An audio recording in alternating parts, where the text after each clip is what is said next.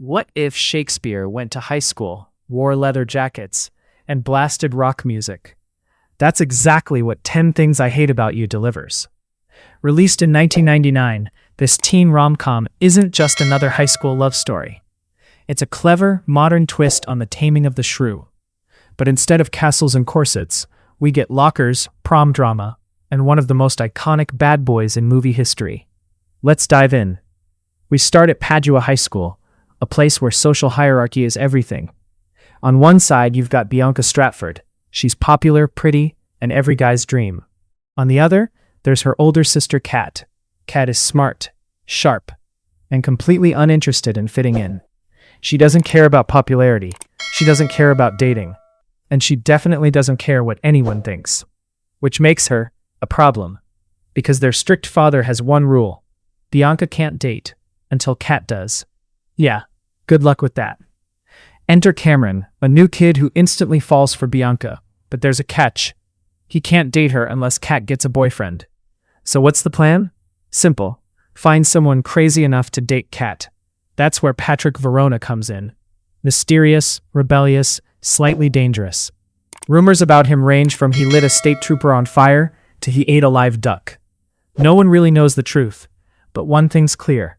He's the only guy who might actually stand a chance with Kat. So Cameron and his not-so-brilliant friend Joey pool their resources and pay Patrick to date her. What could possibly go wrong? At first, Kat sees right through Patrick. She's not impressed by his attitude, his charm, or his bad boy persona. But Patrick doesn't give up. And slowly, something unexpected starts to happen. The fake relationship starts to feel real. What makes this movie special isn't just the romance. It's the way Kat is written.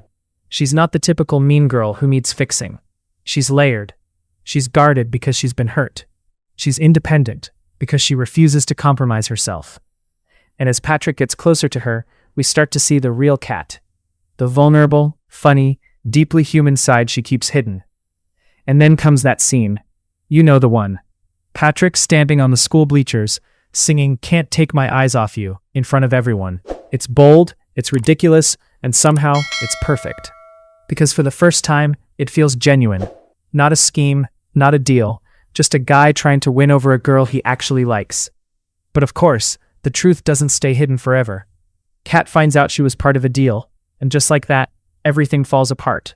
Because for someone who already struggles to trust people, this betrayal hits harder than anything else.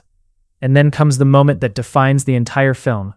Kat stands in class and reads her poem, 10 Things I Hate About You, like she's listing all the reasons she despises Patrick. But as she continues, her voice breaks. Because the truth is, she doesn't hate him, not even close. It's one of the most raw, emotional scenes in any teen movie. No background music, no dramatic visuals, just honesty. And it hits hard. In the end, the film wraps things up with a classic rom-com touch. Apologies are made, feelings are confessed, and yes, there's a grand gesture. But what makes it work is that it feels earned. Kat doesn't suddenly change who she is. Patrick doesn't magically become perfect. They meet somewhere in the middle. 10 Things I Hate About You isn't just about love. It's about identity. About being unapologetically yourself in a world that constantly tries to label you.